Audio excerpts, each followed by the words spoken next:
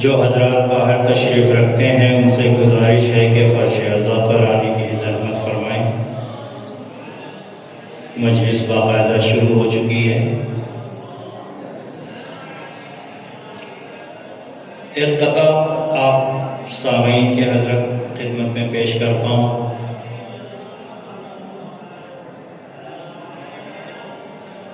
ایک صلوات پڑھیں محمد و آل محمد پر۔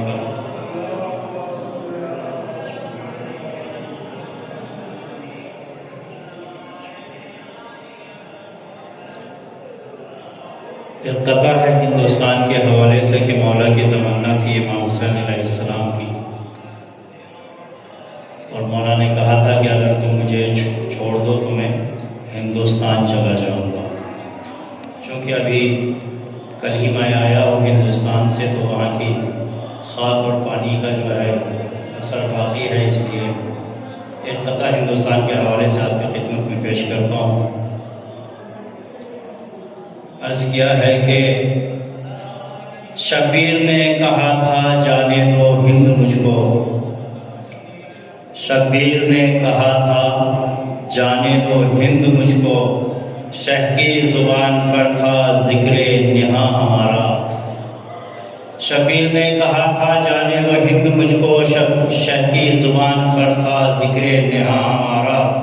شاید اسی لیے تو اقبال نے کہا تھا سارے جہاں سے اچھا ہندوستان ہمارا۔ شاید اسی لیے تو اقبال نے کہا تھا سارے جہاں سے اچھا ہندوستان ہمارا۔ میں انہی اشعار کے ساتھ دعوت سبق دیتا ہوں مولانا منظور صاحب قبلہ کو کہ وہ رونق افروز ہمی پر ہوں اور اپنے نورانی کلام سے مومنین کے قلوب کو منور فرمائے۔ پر محمد و آل محمد نعرہ صلوات۔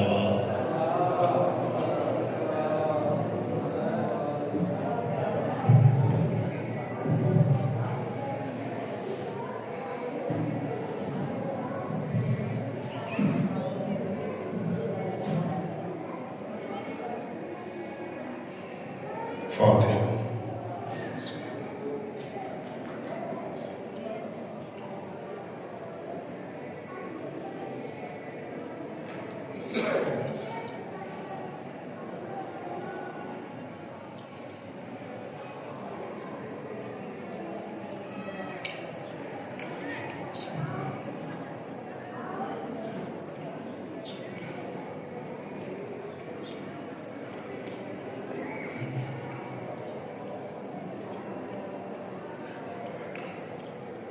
اعوذ باللہ من الشیطان الرجیم،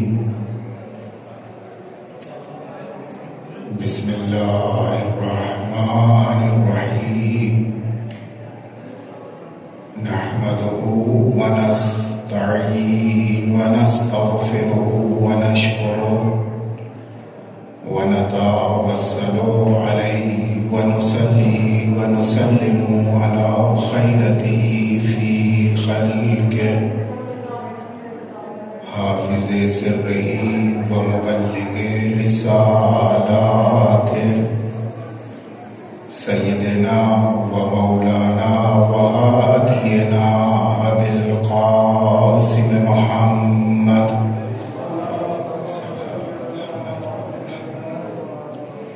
ولعنۃ اللہ علی القوم الظالمین وغاصب حقوقہم ومنکر فضائلہم واصدق الصادقین وقولہ الحق بالحق۔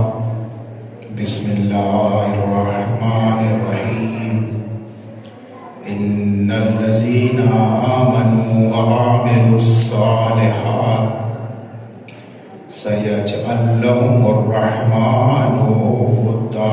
صلوات پیچھے محمد و آل محمد۔ سب سے پہلے خداوند رب العزت کی بارگاہ میں دعا گو ہے کہ پروردگار عالم ہمارے قلوب کو قرآن مجید اور اہل بیت علیہ السلام کے انوار سے منور فرمائے۔ جس آیت کریمہ کی تلاوت کرنے کا شرف حاصل کیا ہے، سورہ مریم، اور اس میں 96 نمبر آیت، جس میں پروردگار عالم نے محبت کے معیار کو بتایا ہے۔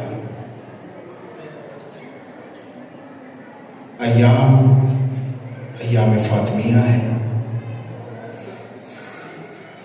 اسی حوالے سے اس آیت کریمہ کا انتخاب کیا۔ ارشاد ہو رہا ہے ان الذین آمنوا وعملوا الصالحات، کہ دیکھو جو صاحبان ایمان ہوتے ہیں، عمل صالح کو انجام دیتے ہیں، سیجعل لہم الرحمن ودا، تو پھر ہم ان کی محبت کو لوگوں کے دلوں میں بسا دیتے ہیں۔ اس آیت کریمہ سے جو اکثر عرض کرتا رہا ہوں، ایک بات تو واضح ہو رہی ہے کہ یہاں انسان کا خود کا بنایا ہوا معیار اور خداوند رب العزت کا بنایا ہوا معیار واضح ہو رہا ہے، کیونکہ ہمارے یہاں محبت مال دولت شہرت پر بانٹی جاتی ہے، مگر خدا یہ کہہ رہا ہے کہ دیکھو مال دولت جو بھی ہے وہ اس وقت تک ہے کہ جب تک تم دنیا میں ہو، اس وقت تک تم محبت کو سمیٹتے رہو گے۔ لیکن اگر تمہیں وہ محبت چاہیے کہ جو تمہیں دنیا میں بھی تمہارے لیے ہو اور آخرت میں بھی تمہارے لیے ہو، تو وہ فقط ایمان اور عمل صالح کے ہی ذریعے تمہیں حاصل ہو سکتی ہے، اس کے علاوہ کوئی دوسرا راستہ نہیں ہے۔ اور یہی وجہ ہے کہ 14 صدیاں گزر گئی، آج بھی ان شخصیات کا ذکر، معصوم تو حجت خدا ہے، لیکن غیر معصوم بھی اگر 1400 سال بعد بھی یاد کیا جا رہا ہے، وہ اس وجہ سے یاد نہیں کیا جا رہا کہ وہ کس قبیلے کا تھا، اس وجہ سے یاد نہیں کیا جا رہا کہ کس شہر کا تھا، اس وجہ سے یاد نہیں کیا جا رہا کہ اس نے کتنوں کو قتل کیا، اس وجہ سے یاد نہیں کیا جا رہا کہ وہ کتنا شجاع تھا، بلکہ اس کا نام 1400 سال بعد بھی ایک شریف ترین انسانوں کی فہرست میں شامل ہونے کے باوجود آج جو باقی ہے وہ اس کے ایمان اور عمل صالح کی وجہ سے ہے۔ نہ معلوم تاریخ میں کتنے لوگ تھے جو میدان فتح کر لیتے تھے، نہ معلوم تاریخ میں کتنے لوگ تھے جنہوں نے کتنوں کو قتل کر دیا، لیکن شریف ترین یعنی محبت والا نام آج بھی اگر باقی ہو رہا ہے تو وہ ان کا ایمان اور عمل صالح ہی تھا جو وہ انجام دے رہے تھے۔ جب انہوں نے ایمان اور عمل صالح کے دامن کو تھاما ہے تو پروردگار نے یہ وعدہ جو اس آیت کریمہ میں کیا کہ میں وعدہ کر رہا ہوں کہ تمہاری محبت کو لوگوں کے دلوں میں بسا دوں گا۔ یہاں یہ بات نہیں کہی کہ اس زمانے کے لوگوں میں یا آنے والے لوگوں میں، نہیں کہا تمہاری محبت قیامت تک آنے والے لوگوں کے دلوں میں بس جائے گی۔ یعنی یہ بات تو واضح ہو گئی کہ ان کا نام ہماری وجہ سے زندہ نہیں ہے، بلکہ ان کا نام جو زندہ ہے خود ان کے ایمان اور عمل صالح کی وجہ سے، ہماری وجہ سے ان کا نام زندہ نہیں ہے۔ اور یہی وجہ تاریخ میں نے عرض کیا کہ بہت سے چہرے، بہرحال ایام فاطمیہ تو بہرحال اس کے ذیل میں بھی گفتگو ہونی ضروری ہے تاکہ ہمیں معلوم ہو کہ یہ ایمان ہمیں کیا پیغام دے رہا ہے۔ جس طرح رسول اکرم صلی اللہ علیہ وآلہ وسلم نے صلوات بھیجا محمد والے محمد، ارشاد فرمایا کہ پروردگار عالم نے فاطمہ کے وجود کو ایمان اور یقین سے پر کر دیا ہے۔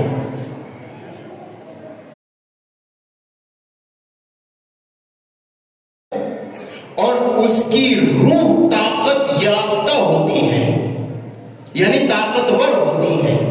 کون؟ کہ جس کے پاس ایمان ہو، اور وہ ایمان جو حقیقی ایمان ہو۔ بہت توجہ، یعنی ایمان وہ بھی حقیقی ایمان اگر ہے تو اس کا دل بھی روشن ہوتا ہے اور ساتھ ساتھ اس کی جو روح ہوتی ہے وہ بھی طاقت والی ہوتی ہے، طاقت رکھتی ہے، ایک چیز۔ دوسری چیز عمل ہے اس آیت کریمہ میں۔ ان دونوں باتوں کو دیکھیے گا انشاءاللہ آخر تک اسی کے ذہن میں بات رہے گی۔ ایک ایمان ہو گیا،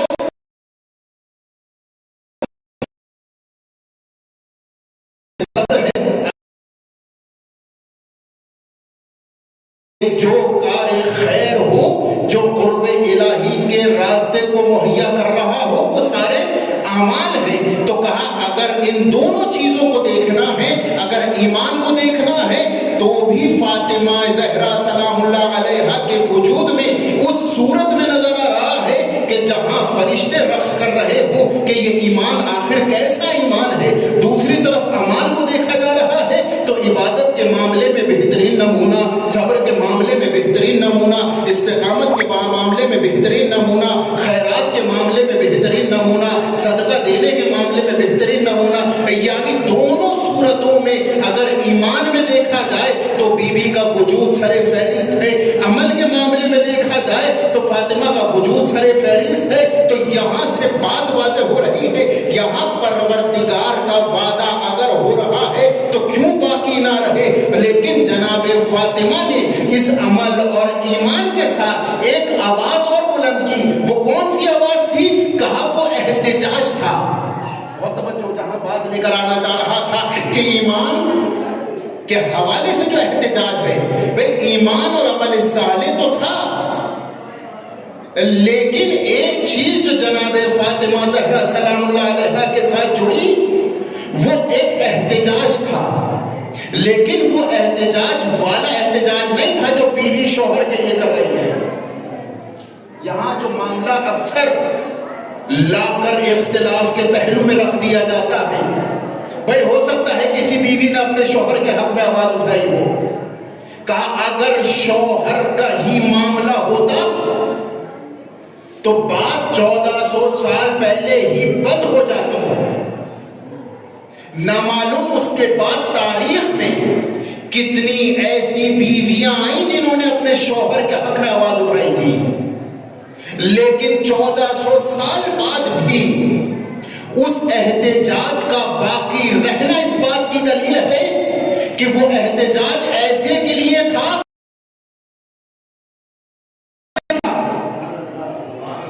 یعنی وہ جو احتجاج ہو رہا تھا وہ ہم جیسوں کے لیے نہیں ہو رہا تھا، بلکہ احتجاج اس کے لیے ہو رہا تھا جو کائنات کو راہ بقا دکھانے آیا تھا، یعنی اس راستے کی طرف دکھانے آیا تھا کہ جہاں انسان فنا سے ہٹ کر بقا کا سفر طے کر لے۔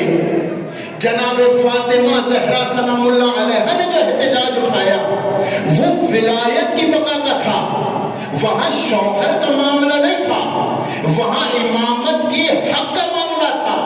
کہا جہاں امامت کے حق کے لیے آواز اٹھائی جائے تو سمجھ لینا کہ وہ دل کتنا روشن ہوگا، وہ دل کتنا روشن ہوگا، وہ روح کتنی طاقت والی ہوگی۔ تو بس جس کے پاس دل اور ایمان ایسی طاقت پر ہو تو اس کی آواز کتنی بلند ہوگی، اس کا اندازہ آج بھی ہو رہا ہے کہ ہر صدی میں باطل نے چہرہ اٹھایا اور چہرہ اٹھا کر حق کو دبانا چاہا، لیکن صدائے فاطمی نے ہر صدی میں باطل کے چہرے پر پڑی ہوئی نقابوں کو چھین لیا۔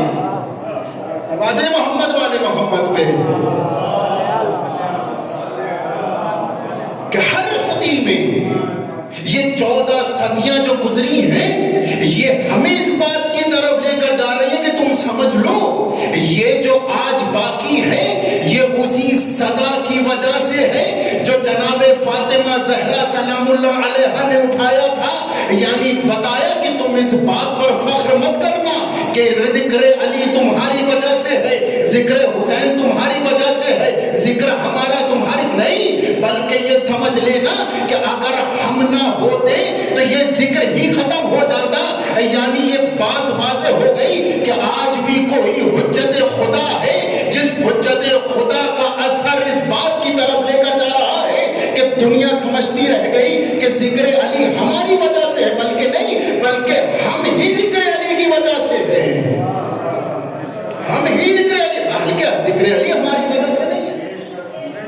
یہاں معاملہ یہی ہے کہ انسان نے سمجھنے میں غلطی کر دی، وہ یہ سمجھتے رہے کہ ہم آواز اٹھائیں گے ہم دبا دیں گے۔ نہ معلوم کتنی سازشیں کی گئی، ہر دور میں سازش کی گئی، آتے تھے روک لیتے تھے، کرنے نہیں دیں گے، کیسے کیسے تانے دیے گئے۔ یہاں سے اندازہ لگائیں، مثلاً وہ در کہ جہاں رسول اکرم سلام کیا کرتے ہیں، وہ مقام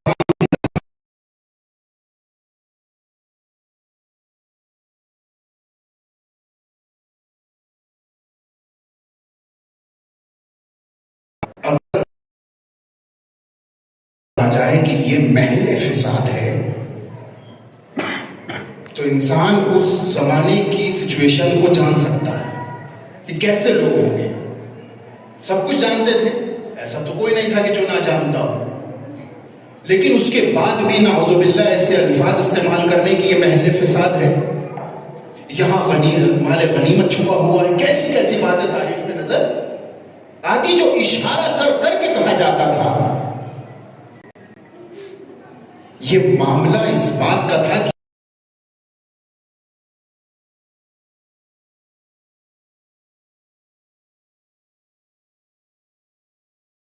بھی نظر نہیں آتی تو وہاں انسان تعصب اور حسد کا شکار ہو جاتا ہے۔ یہی صورتحال آج بھی ہمیں نظر آ جائے گا، جہاں انسان بہت زیادہ ساتھ رہے اس کے بعد دیکھے کہ ہمارا معاملہ یہاں کام نہیں آ رہا ہے، تو وہاں انسان تعصب اور حسد کرتا ہے کہ جب ہمیں نہیں مل رہا تو ہم اس کو بھی نہیں کرنے دیں گے۔ لیکن ان کو معلوم ہی نہیں تھا، ظرفیت ہی نہیں تھی کہ وہ اس چیز کو سمجھ سکے، اور اسی وجہ سے کہا گیا کہ تم کیا سمجھتے ہو یہ ایام فاطمیہ؟ در حقیقت ایام تخلیہ ہیں۔ ایک فرق ہے ایام فاطمیہ اور ایام عزائے عاشورہ میں۔ ایام فاطمیہ ایام تخلیہ ہیں اور ایام عاشورہ ایام تزکیہ ہے۔ تخلیہ اور تزکیہ اگر ہم دیکھیں، یعنی جب ایام فاطمیہ میں داخل ہو رہے ہو تو سمجھ لو کہ فاطمہ کی آواز کس کے لیے تھی؟ یعنی وہ باطل قوتیں جو رسول کی آنکھ بند ہونے کے باوجود نکلنی شروع ہوئی تھی، بی بی نے ان باطل کے چہروں پر پڑی ہوئی نقابوں کو ہٹا کر سائڈ کر دیا کہ سمجھ لینا کہ اب یہاں سے راستہ الگ ہوتا جا رہا ہے۔ ایک راستہ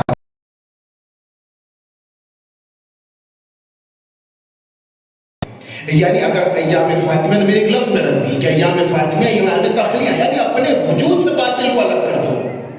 جب باطل کو اپنے وجود سے الگ کر دو گے پھر عاشورہ کا پیغام تمہارے دل میں رسوخ کر جائے گا، پھر سمجھ میں آئے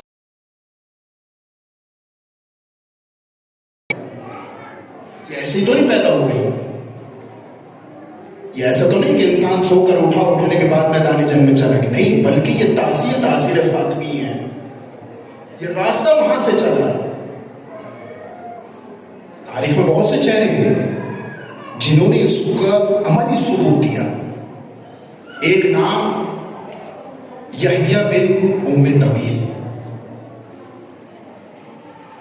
امام زین العابدین علیہ السلام صلی محمد والے محمد،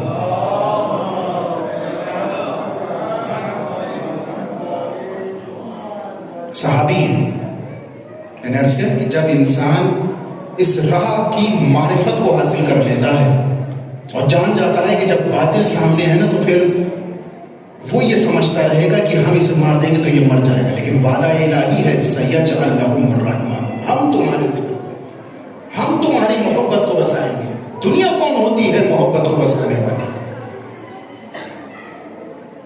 یحییٰ بن ام طویل امام سجاد کے صحابی ہیں۔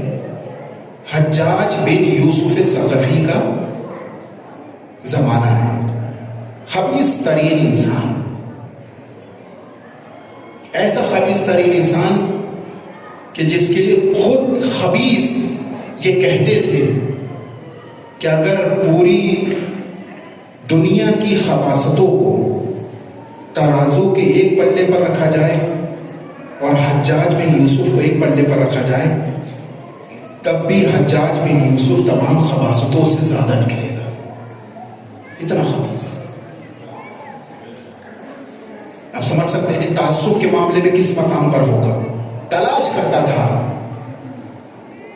کوئی ایسا صحابی مل جائے، کوئی ایسا مل جائے جو ان کے قریب تھا، ان کی برائی کرے۔ حجاج ہے کہ ایک صحابی کو ڈھونڈتا تھا،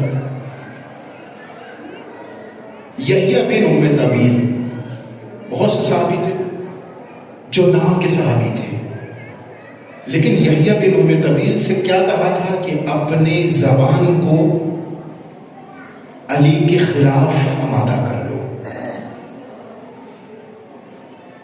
وہ بولو جو ہم بلوائیں، حق مت بولنا۔ میں نے عرض کیا نا کہ جس کے دل میں ایمان روشن ہو اس کی روح طاقت والی ہوتی ہے۔ یہ سمجھتے تھے کہ ہم ان کی زبانوں کو کاٹ دیں گے، ہم ان کی گردنوں کو کاٹ دیں گے تو یہ ختم ہو جائیں گے۔ انہیں معلوم نہیں انہوں نے اپنے بدن سے زیادہ اپنی روح کو طاقت دی ہے۔ یحییٰ بن ام طویل کو جب بلایا، کہا یہ الفاظ بولو جو ہم تم سے بلوا رہے ہیں، منع کر دیا۔ تاریخ لکھتے کہ دونوں ہاتھ کاٹ دیے گئے، دونوں پیر کاٹ دیے گئے۔ آپ ذرا تصور کریں اس بات کو، کہنا آسان ہے لیکن اگر اس صورتحال پر فکر کی جائے تو سمجھ میں آئے گا کہ کس مقام پر یحییٰ بن ام طویل تھے کہ ہاتھ کٹوانا برداشت، اپنے پیروں کو کٹوانا برداشت، مگر زبان کا مخالف علی استعمال کرنا برداشت نہیں ہے۔ یعنی یہاں سے معلوم ہو رہا ہے کہ کس طرح جناب فاطمہ نے وہ احتجاج اٹھایا تھا، یعنی بتایا تھا کہ میں فاطمہ رسول کی جگر گوشہ ہونے کے باوجود اپنی آواز اٹھا کر بتا رہی ہوں کہ جب جب باطل آئے گا یہ نہ گھبرائے کہ دروازہ گر رہا ہے یا جلایا جا رہا ہے، بلکہ انہوں نے دروازہ جلایا تھا، لیکن قیامت تک اب یہ آگ ان کے سینوں میں بڑھتی چلی جائے گی کہ کس طرح علی کے فضائل دبتے ہی نہیں جا رہے۔ ہاتھ کاٹ دیے گئے، پیر کاٹ دیے گئے، لیکن یحییٰ بن ام طویل نے ایک چہرہ ایسا نظر آ رہا ہے، لیکن اس کی دوسری صورت میں دیکھا جائے تو ایک چہرہ ایسا بھی نظر آ رہا ہے کہ جس کے پاس حجت خدا خود جا رہا ہے کہ آؤ ہمارے ہمراہ چلو۔ اب عبداللہ الرجوفی کے پاس خود گئے مکے میں، کہا عبداللہ کربلا چلنا ہے، تو اس مقام پر ایک طرف یہ صحابی اور دوسری طرف ایک دوسرا چہرہ۔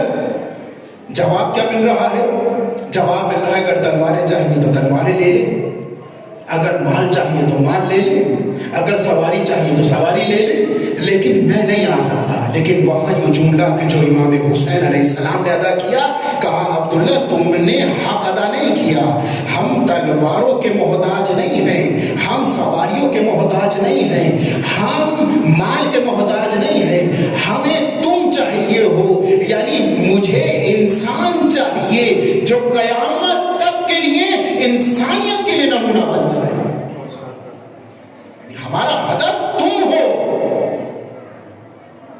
اگر حسین ابن علی کو سواریاں چاہیے ہوتی تو کتنی اکٹھا کر لیتے۔ یہ سب تاریخ میں چہرے موجود ہیں، لیکن معاملہ کیا ہے؟ انسان کی ظرفیت کا ہے، انسان ایمان کے کس مقام پر ہے، معرفت کے کس مقام پر ہے۔ ایک اور چہرے کا آپ کی طرف لے کے جاؤں۔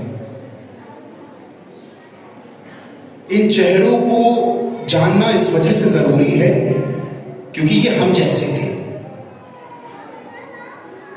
میں جو عرض کر رہا ہوں نا، یہ ہم جیسے تھے، یہاں معاملہ ایمان کی مضبوطی کا ہے کہ وہ ایمان کہ جو زبان پر ہے وہ عمل میں کتنا ہے.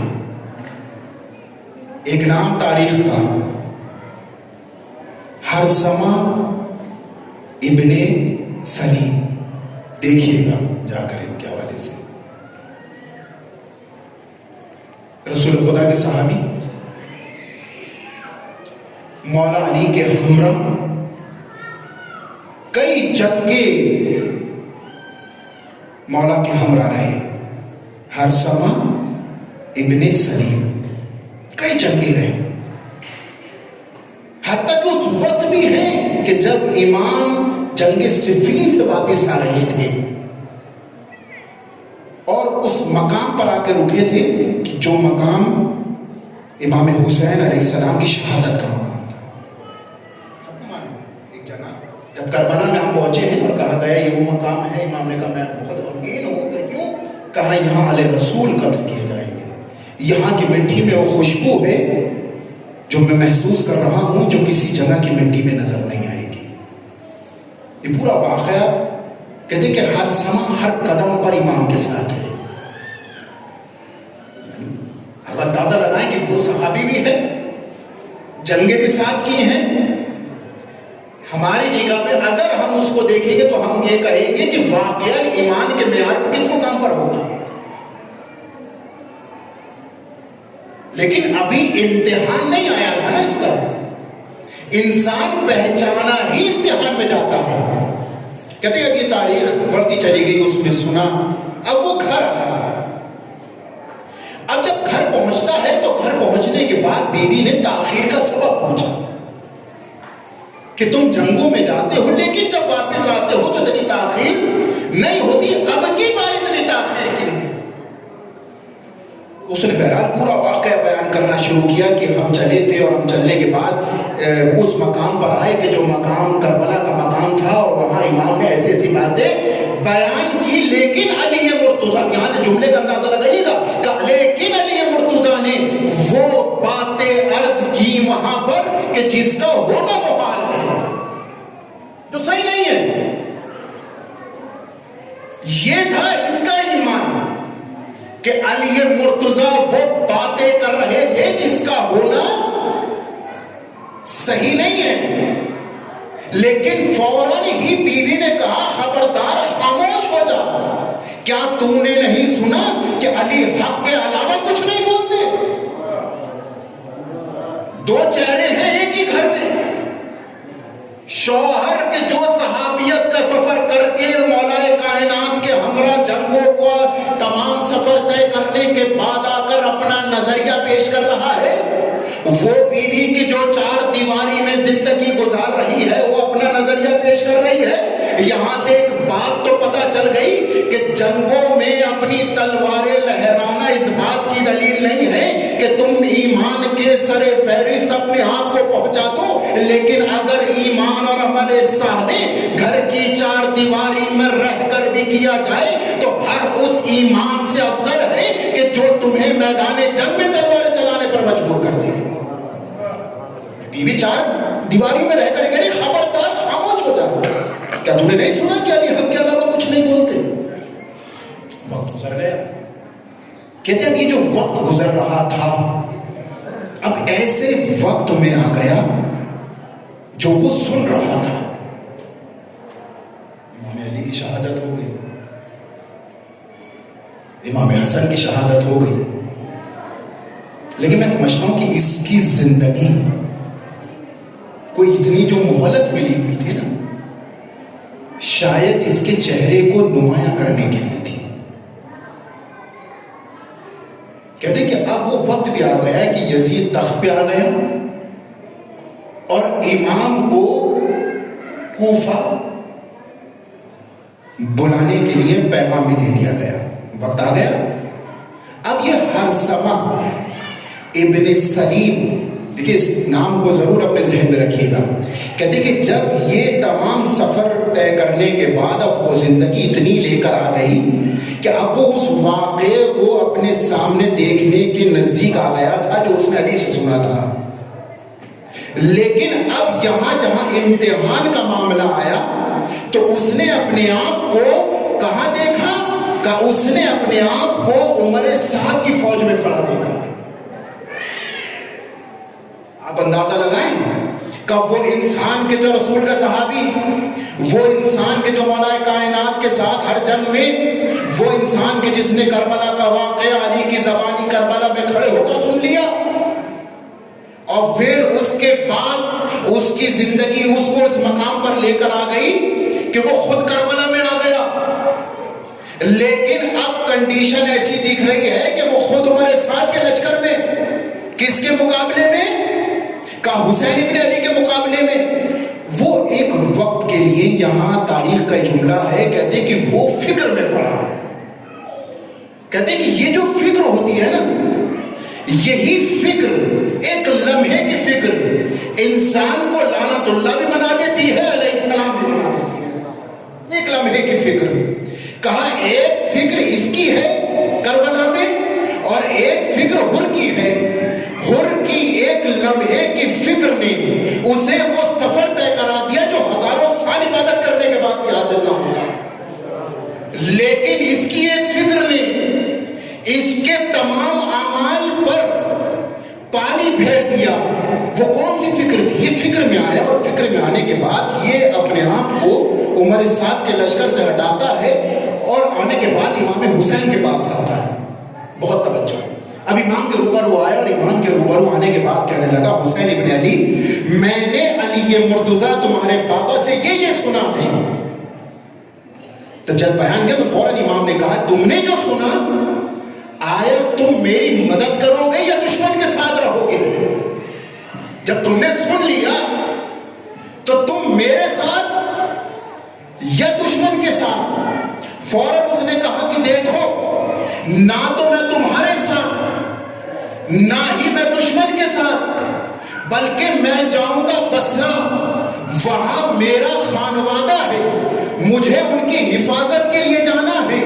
تاریخ کہتی ہے اس نے اپنے گھوڑے کے رخ کو موڑا اور بصرے کی طرف نکل گیا، یعنی وہ یہ سمجھتا رہا آخری عمر تک کہ شکر ہے کہ میرے ہاتھ حسین کے خون میں رنگین نہیں ہوئے، لیکن امام نے فوراً ہی کہہ دیا تھا اپنے اصحاب سے کہہ کر کہ دیکھو سن لو، یہ جس خوشی سے جا رہا ہے اسے معلوم نہیں کہ جتنا یہ اس میں شریک نہیں ہو رہا، بلکہ وہ انسان کہ جو ہمارے خون کو دیکھے یا ہمیں قتل ہوتا ہوا دیکھے، یہ بالکل اسی کی طرح ہے جو ہمیں قتل کر رہا ہے۔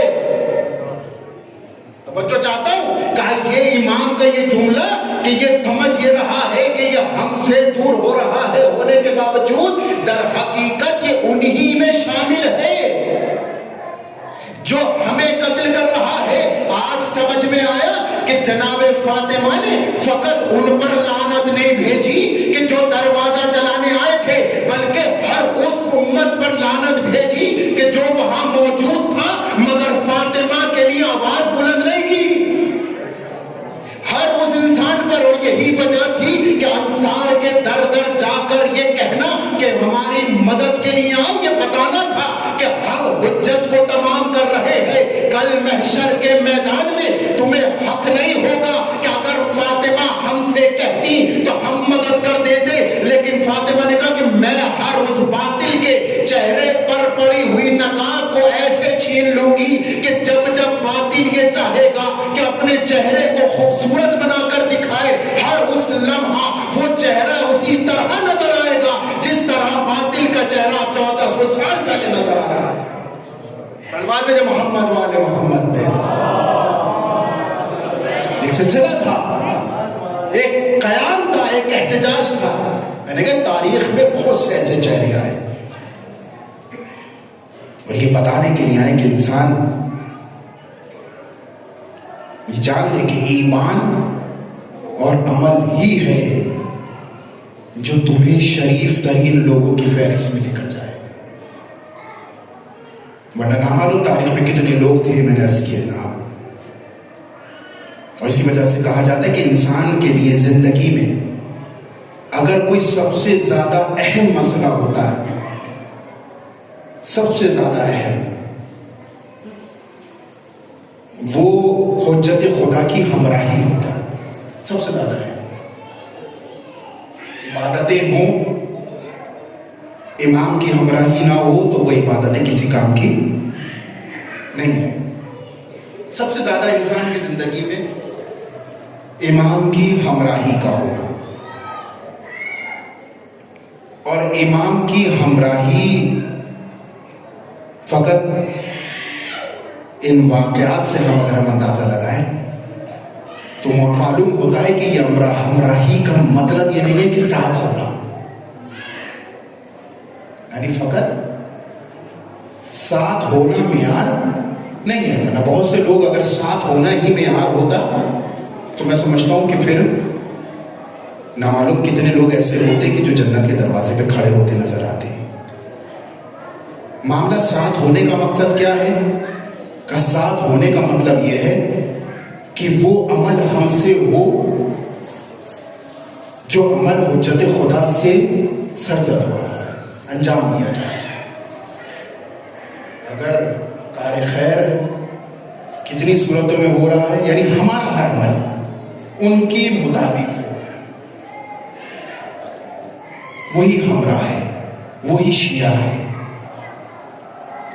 زیارت عاشورہ میں کہتے ہیں یجعلنی معکم فی الدنیا والآخرہ، دنیا اور آخرت میں امام کی ہمراہی۔ لیکن اس سے پہلے شرط کیا لگائی؟ اکرمنی بمعرفتکم ومعرفت اولیائکم۔ کب حاصل ہوگی؟ کہ جب انسان معرفت کو رکھتا ہو۔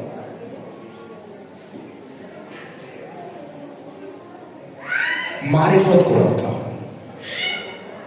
کہا معرفت کب حاصل ہوگی؟ کہا معرفت کو حاصل کرنے کا ذریعہ خالص ایمان، شیعہ ہونا، شفاعت پر اعتقاد رکھنا، نماز کو قائم کرنے والا، توجہ ہے نا، قرآن کی تلاوت کرنے والا، اور خیانت نہ کرنے والا۔ یہ 6 چیزیں، کئی 6 چیزیں جو ہے نا، یہ انسان کو اس معرفت کے نزدیک لے کر جاتی ہیں۔ یعنی فقط ایمان کافی نہیں ہے، 6 چیزیں: نماز، ایمان خالص، شیعہ ہونا، شفاعت پر اعتقاد، قرآن کی تلاوت، اور خیانت کار نہ ہو۔ یہ 6 چیزیں جب ہوتی ہیں تب انسان معرفت کی دائرے میں داخل ہوتا ہے۔ یہاں ابھی ہمیں یہی نہیں معلوم کہ ہم حقیقی شیعہ ہیں یا نہیں ہیں۔ جناب فاطمہ زہرا سلام اللہ علیہ صلوات بج محمد علیہ۔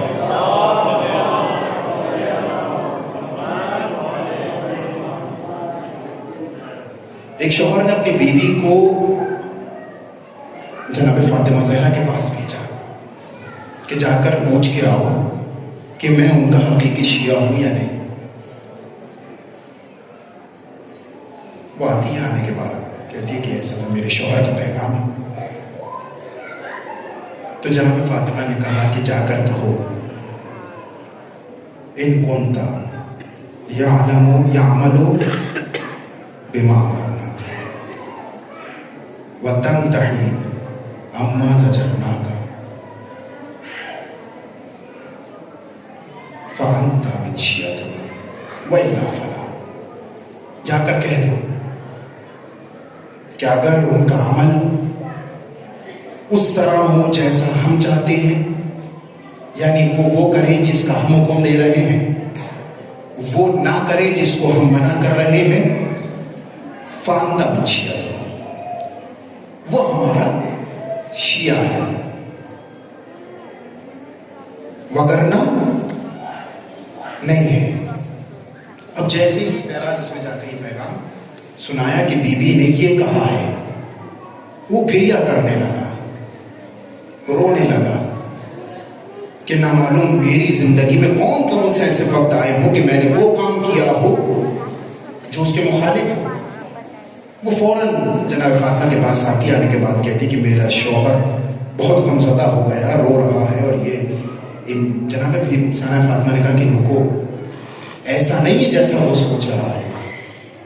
اگر وہ ہمارا خالص ماننے والا ہے، اگر وہ ہمارا اطاعت گزار ہے، لیکن اگر اس سے گناہ سرزد ہو گیا تو پروردگار اس کو اسی دنیا میں کسی ایسی بلا میں مبتلا کرے گا کہ وہ اس قابل ہو جائے گا کہ میدان محشر میں ہماری شفاعت اس کو حاصل.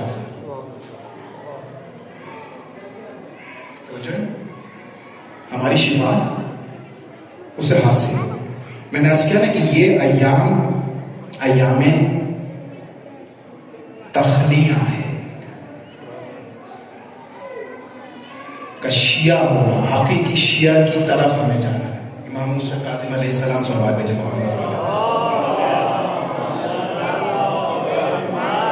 ارشاد فرماتے ہیں کہ اگر میں اپنے خالص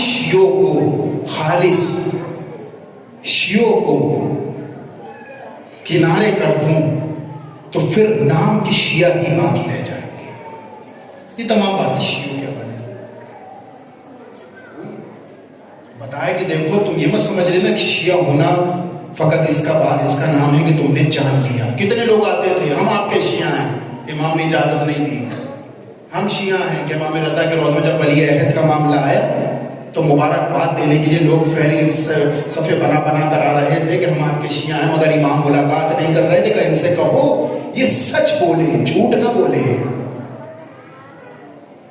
کہ سچ ہی تو بولنا ہے، کہ نہیں سچ بولو.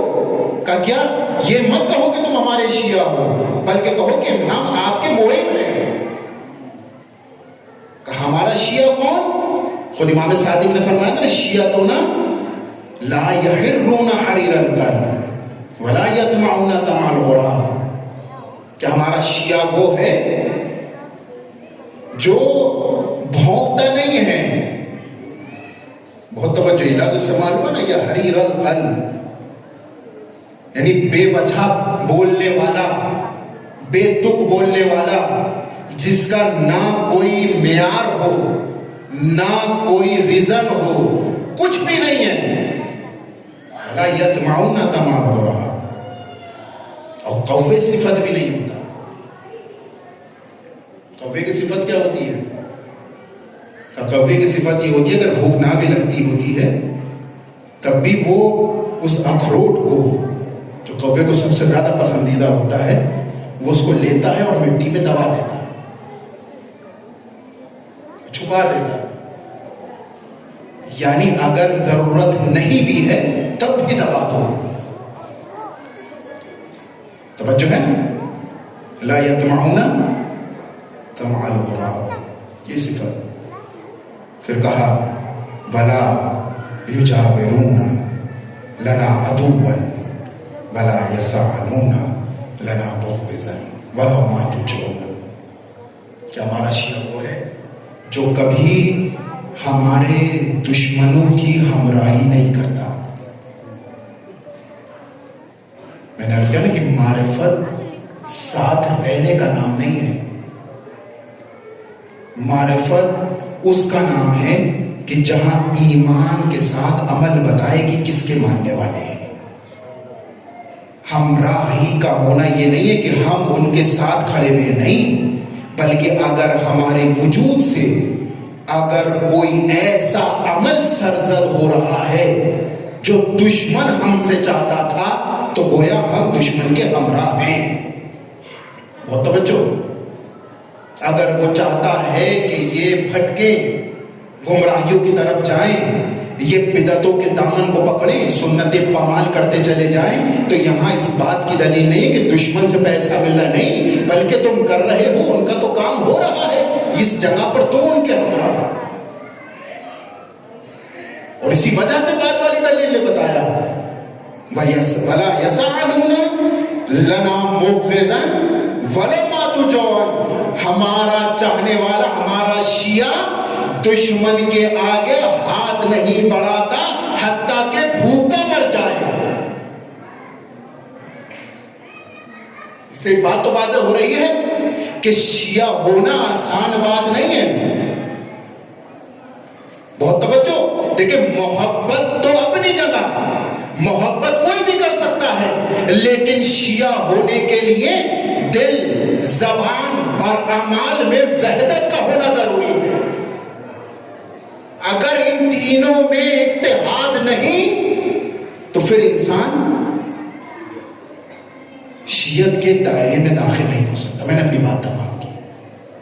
معاملہ یہی ہے. جب تک یہ تینوں میں وحدت نہیں ہوگی تو انسان میں وہ قوت پیدا نہیں ہو سکتی کہ وہ باطل کے خلاف اپنی آواز کو اٹھائے، اور ایسا اٹھائے کہ پھر اسے اپنی جان کی پرواہ نہ ہو. آج 14 صدیاں گزرنے کے بعد بھی باطل اگر کسی چیز سے خوفزدہ ہے، وہ ہمیں بارہا نظر آتا ہے، وہ اس عزاداری سے ہے.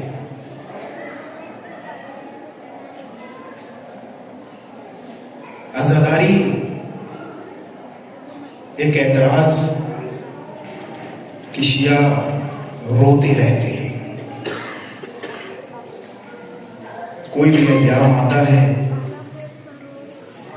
شیعہ گریہ کرتے رہتے ہیں، روتے رہتے ہیں.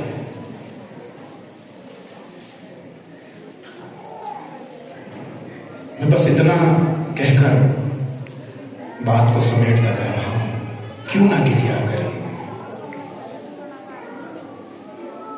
کہ وہ ہاتھ جس ہاتھ کا نبی خدا بوسہ لیتے ہیں، بوسہ نہیں، بوسے پہ بوسہ لیتے ہیں.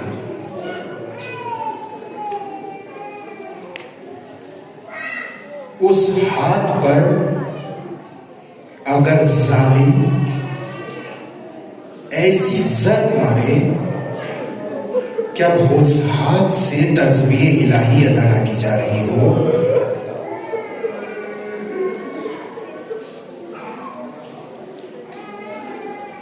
وہ رخسار کہ جس رخسار پر رسول بوسہ لیتے ہوں، اس رخسار پر ایسا تماچا مارے کہ آخری وقت تک اپنے رخسار کو چھپا کے رکھا ہو، کیوں نہ گریہ کریں؟ کیا گریہ کے لیے یہ کافی نہیں ہے؟ بلکہ میں کہوں گا کہ ہم تو گریہ ہی کر رہے ہیں. ہمیں تو سوچ کے مر جانا چاہیے کہ وہ فاطمہ کہ جس فاطمہ کو دیکھ کر رسول اپنی مسند چھوڑ دیں، آج وہ وقت آ گیا کہ فاطمہ کو کھڑا رکھا گیا، بیٹھنے کے لیے نہ پوچھا گیا. اللہ اکبر. تاریخ کہتی ہے کہ جب یہ سب اکٹھا ہوئے تھے نا در سیدہ پر، تو ایک ہی بار نہیں آئے. ایک بار آتے ہیں، مولا کائنات نے منع کر دیا.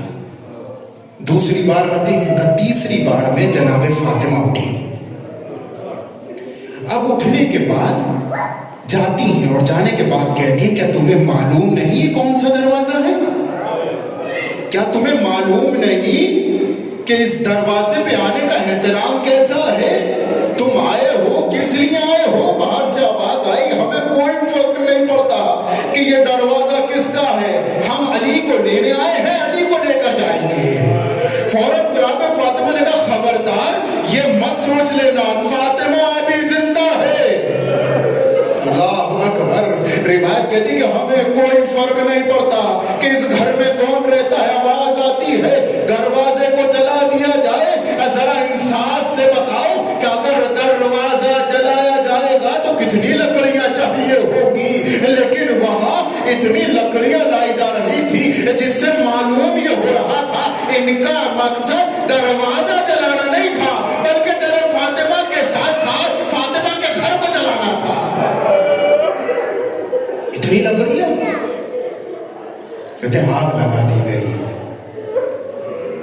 روایت کہتی کہ جب آگ لگائی گئی تو جناب فاطمہ نے اپنے دونوں ہاتھوں کو دروازے کی طرف ایسے رکھ لیا کہ دروازہ نہ آ پائے. لیکن ایک ظالم نے ارے آ کر ایسی ٹھوکر دروازے پر ماری. ارے وہ جلتا ہوا دروازہ ارے بی بی کی جانب بڑھا. اب فاطمہ ہے جو در و دیوار کے درمیان ہے, لیکن آواز بلند کی, اے فضا, ارے فضا آ جاؤ, ارے پانی مدد کے لیے آؤ. روایت کہتی ہے یہ ملعون آگے بڑھتے ہیں, ارے علی مرتضیٰ کے پاس آتے ہیں, علی مرتضیٰ کو لے کر چلنے جاتے ہیں, لیکن فاطمہ نے اپنے ہاتھ کو بڑھایا, ارے علی مرتضیٰ کے دامن کو پکڑ لیا.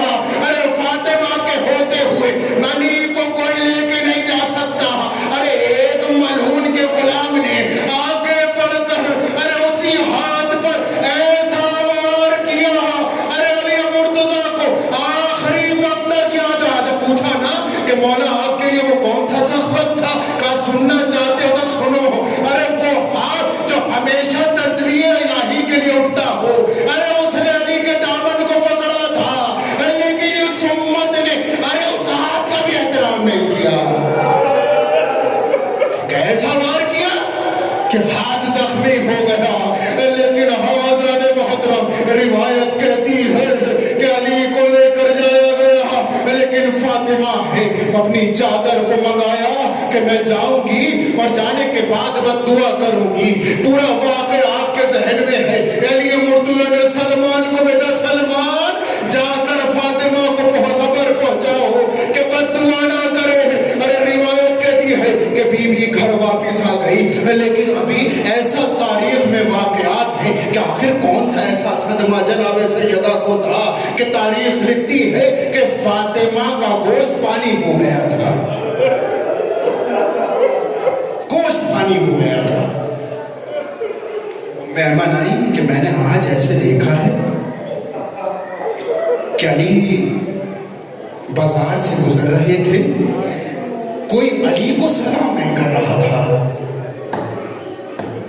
کوئی علی کو سلام نہیں کر رہا تھا. جیسے جناب فاطمہ نے سنا نا تو آنکھوں سے آنسو جاری ہو گئے. اس انتظار میں بیٹھ گئی کہ کب علی مرتضیٰ آئیں گے, میں ان سے پوچھوں گی. یہ بڑی غیرت کا معاملہ ہوتا ہے. کہتے کہ یہ غیرت داروں کی نشانی ہے. جب انہیں معلوم ہونا کہ ان کے شوہر کی غیرت کو پامال کیا جا رہا ہے تو دل پھٹتا جاتا ہے. تاریخ کہتی کہ وہ انتظار کر رہی تھی. اتنے میں علی مرتضیٰ آئے. علی مرتضیٰ کے آنے کے بعد جناب فاطمہ نے سوال کیا, آقا میں ایک سوال کر سکتی ہوں, بات پوچھ سکتی ہوں؟ کہا پوچھو بیوی, کیا بات ہے؟ کہا مجھے یہ سننے میں آیا ہے جب آپ گزرتے ہیں تو کوئی آپ کو سلام نہیں کرتا. ارے جیسے یہ سنا نا علی کی آنکھوں سے آنسو جاری ہو گئے. ارے وہ کیسے بتائے؟ کہا آقا آپ کی آنکھوں سے آنسو جاری ہو رہے. ارے بتائے کیا بات ہے؟ کہا فاطمہ تم سلام کی بات کر رہے ہو, ارے میں سلام کرتا ہوں تو یہ مجھے جواب نہیں دیتے. اللہ اکبر. کہتے کہ جب یہ سنا ارے فاطمہ کا جگر پھٹ گیا.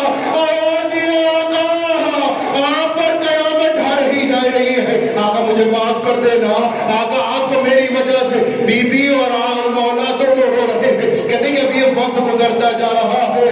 تاریخ لکھتی ہے کہ جناب فاطمہ ارے گریہ کر رہی تھی. یہ امت فاطمہ کی گریہ کو بھی برداشت نہیں کر رہی جائے.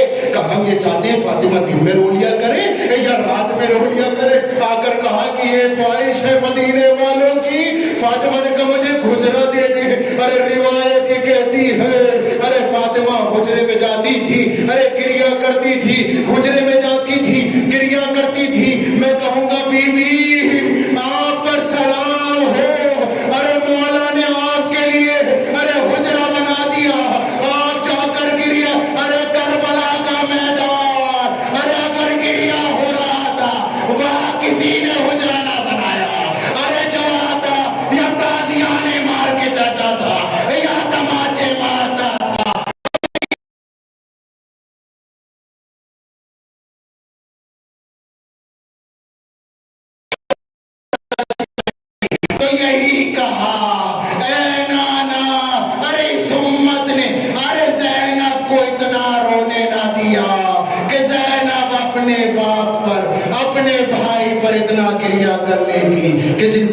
کیا کا حق ادا ہو جاتا ولعنت اللہ۔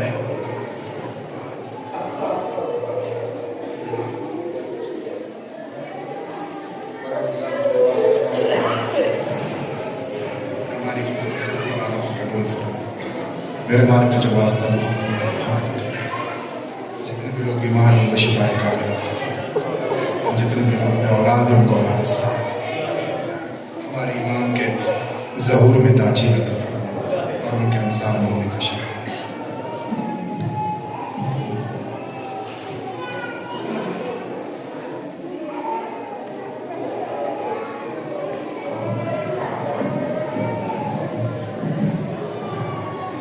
آپ حضرات اپنی جگہ پہ تشریف رکھیں، انشاءاللہ تبرک تقسیم ہو جائے، اس کے بعد زیارت۔ اور آپ حضرات سے درخواست ہے کہ ایک سورہ فاتحہ پڑھ کر علی رضا بنت غلام حسین، شہاب الدین، وزیر علی، سرور علی، حیدر علی، ولی محمد زوجانی، پیار علی، علاء الدین پنجوانی، صدر الدین سابو والا، رضیہ بانو، بطول بانو، شعبان علی پنجوانی، شیرین بنت مہر علی، دولت بنت اکبر علی، روشن بانو، کلثوم بانو، ڈاکٹر عالیہ اور حسینہ بانو، تمام مرحوموں اور باقی لوگوں کو اس علیہ سے معاف کریں۔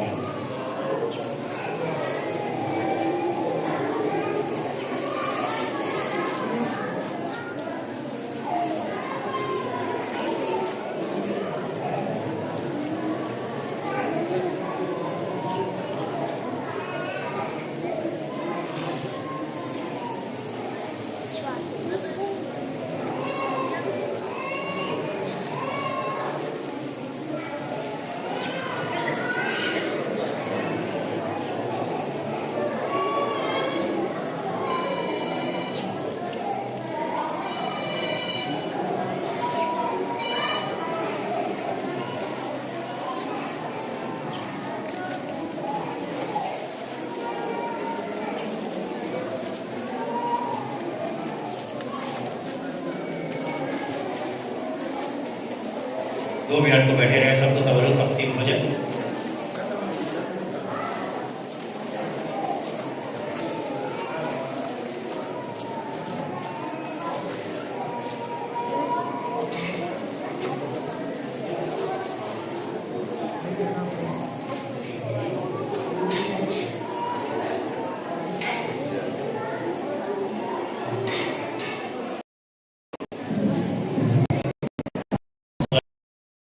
عبد الله السلام عليك يا ابن رسول الله، السلام عليك يا ابن امير المؤمنين، السلام عليك يا ابن فاطمة الزهراء سيدة نساء العالمين، السلام عليكم جميعا شهداء كربلاء وأسراء كربلاء ورحمة الله وبركاته، السلام عليك يا غريب الغرباء، السلام عليك يا معين الضعفاء والفقراء، السلام عليك يا شمس الشموس وانيس النفوس أيها المقصود بالرطوس، السلام عليك يا مريث الشيعة والزوار في يوم الجزاء، السلام عليك يا سلطان العرب والعجم، السلام عليك يا أبا الحسن علي بن موسى الرضا ورحمة الله وبركاته، السلام عليك يا صاحب العصر والزمان، الأمان الأمان، السلام عليك يا مظهر الإيمان، السلام عليك يا شريك القرآن،